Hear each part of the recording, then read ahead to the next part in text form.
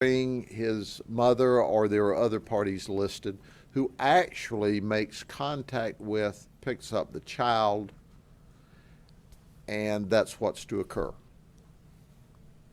So on this particular afternoon or particular morning, Patricia calls the mother of the baby and says we're on our way to pick the child up. The exchange by court order is supposed to occur at noon.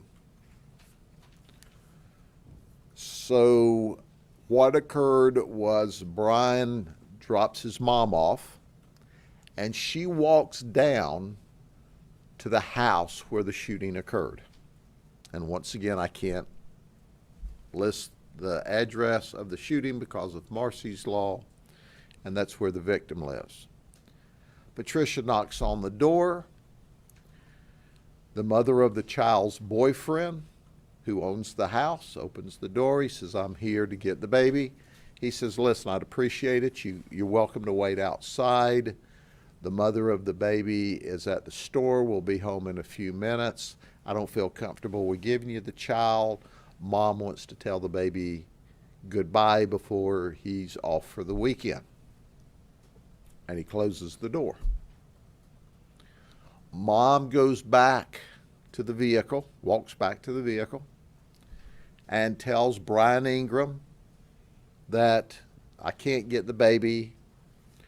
The victim won't give it to us until the mother of the child arrives from the store. I want to underscore here, Brian Ingram, our suspect, has a long history of anger management problems. And I want to stop here to say that to give you an example of that, according to the court order, the place that this exchange is supposed to occur is at the child's daycare. But why can't the child be at the daycare? Why can't the exchange happen? Because the child's no longer in the daycare. Do you know why the child's no longer in the daycare? Daycare tells mom, we're scared of the child's daddy, being Brian Ingram. So we're scared of Brian Ingram, so we're stopping you from bringing your child to the daycare. I'll show you a video clip in a minute from home surveillance cameras at our victim's house where the shooting occurred that clearly enunciates what I've just explained to you about the anger management issue. So once Mama goes back to the car, let me back up. Once Mama goes back to the car and tells Brian, okay, they won't give us the child, Brian dials 911, and this is at 12:11. And he tells the call taker that, hey, I've just arrived from Gainesville to get my 2-year-old son, but the boy's mother's boyfriend would not let him have his son. Brian Ingram was told by the dispatcher to wait for the deputies to arrive to facilitate the exchange. But did Brian wait for the deputies to arrive? No. That's what you'll see in a minute. The next call the sheriff's office receives is at 12:17 p.m. That's the second call, and it's from our victim who lives in the area of where we were yesterday. And his quote on the 911 call, my girlfriend's ex-boyfriend tried to fight his way into my house and I just shot him. And he asked for an ambulance several times. As I said yesterday, the mother, Patricia Ingram, the mother to the suspect, Brian Ingram, was there when her son was shot.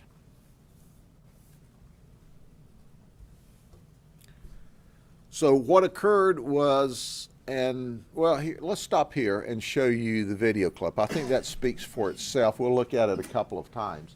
Let me lay out. You'll see the white truck pull in, and then I'll narrate this for you. You see he starts walking, and now he's sprinting and running to the house. This is Brian. He beats on the door, he starts ringing the doorbell, and he covers up the peephole.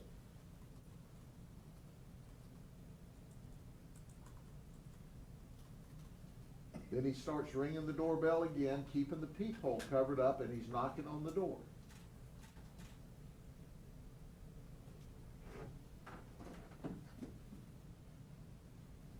You'll watch in a minute, he pulls his sleeves up because our victim cracks the door and tells him to leave. Keep in mind, our victim, as you see, he's pushing his way in, and he continues to push in. He's got his foot in the door. He banged the victim in the head with the door, and he's going on in. And now he's shot, and he's running away. The victim walks out, and we cut the clip right there, but he falls in the driveway and dies. So let's watch it again. He runs to the house. I mean, he doesn't walk up there. He's angry. He's beating on the door, ringing the doorbell, covering. You'll watch when he cracks the door and tells him to leave. He said, you don't follow directions very well or rules very well, or words to that effect. When the door's cracked, he puts his foot in the door to keep the guy from shutting it, and then hits him in the head with the door, actually breaks the door, damages the door, and watch him step up in the door. He's in the door. There he hits him with the door. He's pushing in. He's pushing in. This is when he's being told, they're screaming at each other to leave. He's screaming at him to leave. If you come in here, I'll shoot you. And there he goes. He was shot. Our victim shot the suspect 5 times.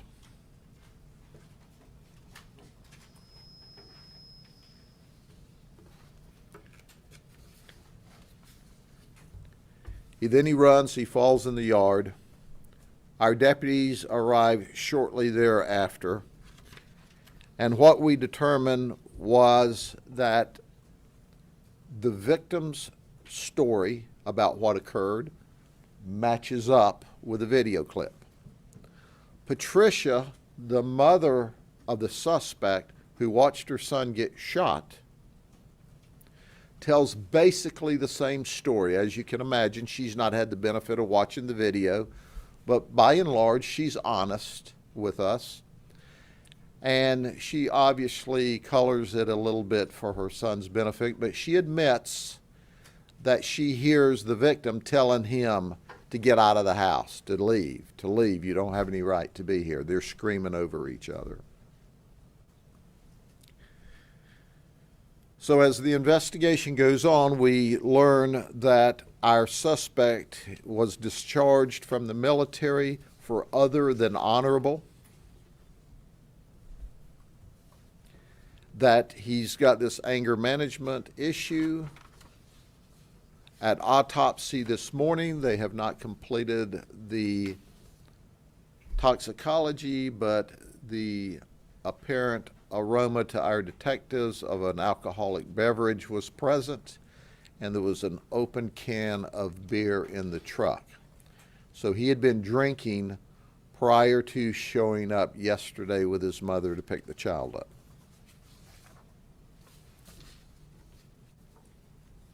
This is a classic example of why people absolutely need to consider what's in the best interest of the child.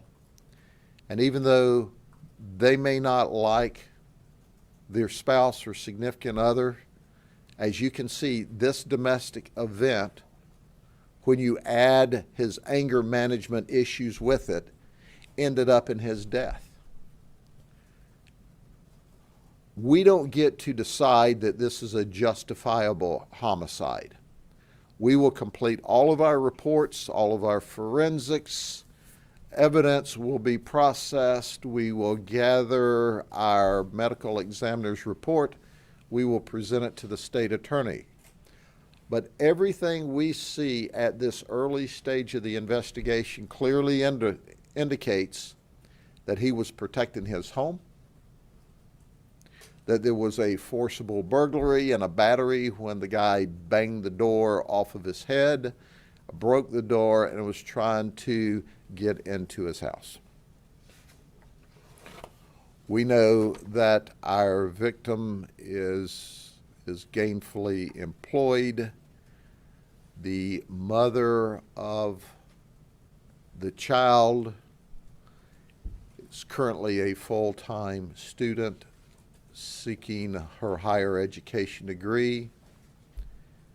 And this guy came down here and just flew hot, decided he would break into the house and ostensibly, I guess, take the child, or maybe continue to go ahead and beat on the victim, since he'd already started that by banging him with the door as he tried to break in. Also, our suspect had previously been trespassed from the property by our victim. So the victim has an injunction to stay 500 feet away from his ex-wife. He's also been trespassed. He's also been trespassed from the victim's residence.